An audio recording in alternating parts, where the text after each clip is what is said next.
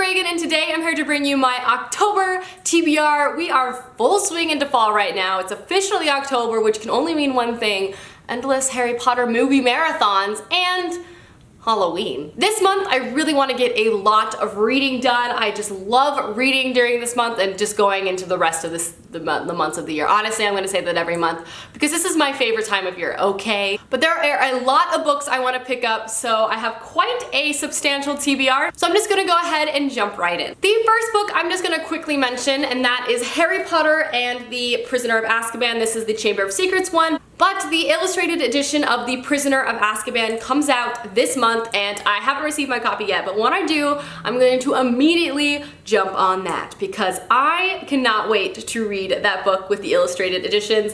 The pictures are just beautiful. I've been enjoying it ever since these began to be created into this world, and I just want to continue on with the third one. The next book I want to read is the book I'm actually currently reading, and that is The Queen of Tola by Megan Wallen Turner. This is actually a book I've already started. I'm about 100 pages in, and so far I'm really enjoying it so far. Honestly, the start of this book has captured my attention even quicker than the first novel, The Thief, which is really saying something as I really enjoyed The Thief. This is the second book to a fantasy story that involves a multiple kingdom like political situation, and our main character is the thief who can basically steal anything and everything, and we follow him in a journey into the second book here. And so far it is much darker than the first one, and I honestly have no idea where it's going to turn, and I cannot wait to find out. I will report back on this. The next book I'm going to talk about is the Perustopia Book Club pick of the month for the month of October, and this month Sasha and I picked The Enchantment of Ravens by Margaret Rogerson. This novel is one of Sasha and I's both most anticipated books of the year. This just sounds like a wonderful, atmospheric, high fantasy story that you know Sasha and I love to talk about. This story follows our main character Isabel, who lives in a world where fae folk exist. And the thing with these particular types of fae, they can't actually write or paint anything without it crumbling to dust. Therefore, human craft made by human merchants is something that is very sought after by this fae folk. And our main character Isabel is actually a painter. She gets herself in a bit of political trouble, however, when she gets her first royal client, and she paints human sorrow in his eyes. This action threatens his power and also his throne, and Rook, the patron, then spirits her away. This book just sounds incredibly atmospheric. I love the element of human craft and fae power. I've heard really good things about this story, and I honestly cannot wait to dive in. I love a good fae story. I'm always a sucker for it, so very excited to read and discuss this book throughout the month. The next book I plan to read this month was sent to me for review by the author who I'm working with for this video, and that is London, Can You Wait? And this is by Jacqueline Middleton.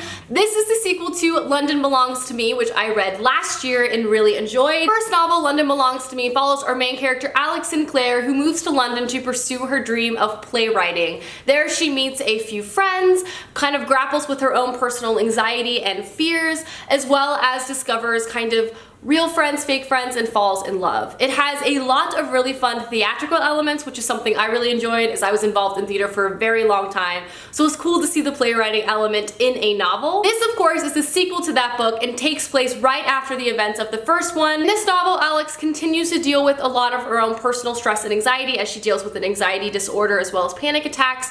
She also continues to try to push her playwriting career forward, continually deal with and make friends, but there's obviously a huge romantic element to this novel as well, with a lot of drama centering around that. I don't want to spoil again what happened in the first book, but this sequel, London, Can You Wait, sounds just as cute and fun as the first one, but it does seem like it has a bit of a more dramatic edge to it, which I'm actually really looking forward to, so I'm excited to see how the story carries on into the second book. The next book I want to get to this month is A Gathering of Shadows by V.E. Schwab. This, of course, is the second book to the Darker Shade of Magic series. I read the first one last month, really enjoyed it, and I'm going to continue on with this book this month. Again, I feel like I've talked about this book incessantly, but it is a magical story that follows parallel Londons and magic between those Londons.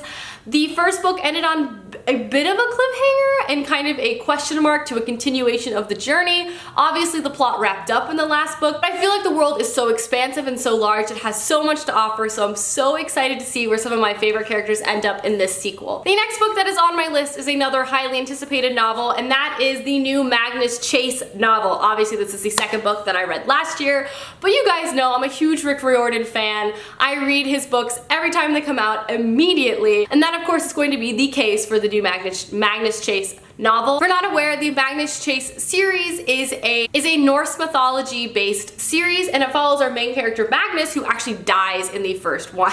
He then goes to Valhalla, makes a bunch of friends, and is sent on a lot of great god-centered adventures. It's hilarious, it's a lot of fun. We all know Rick Riordan's a fantastic writer. I can't wait to see where the journey continues in the third book, as I'm a huge fan of this series. I think it's very unique, very effective, but the characters are very different from his other Heroes of Olympus series, so it feels very separate from that world, even though it technically exists like parallel to each other. It's great. I can't wait to see what happens next. And the next book I want to read this month is Psyched by Neil Shusterman. I feel like this is a perfect October read. This, of course, is a novel that is set in a world where all kind of like bad things that plague humanity have been done away with. War, disease, famine. In fact, the only way someone can die is now if a scythe kills them. We follow our main character, who is a scythe in training, and I just feel like this is going to be like a dark, dystopian-esque, utopian-style book, and Neil Shusterman is definitely going to put a mirror on our society, and it's going to be reflected in this book. Neil's very, very good at doing that. I've heard fantastic things about this. This is also an award-winning young adult novel. It's been a little bit since I've read a book by Neil Shusterman, so I feel like it's about time, and I feel like this death-centered plot is perfect for October. Alrighty guys, those are the books I plan to read this month in the month of October. Please let me know down below some books you guys want to read this month, as I would love to know, and I'll see you guys soon with another video soon. Goodbye!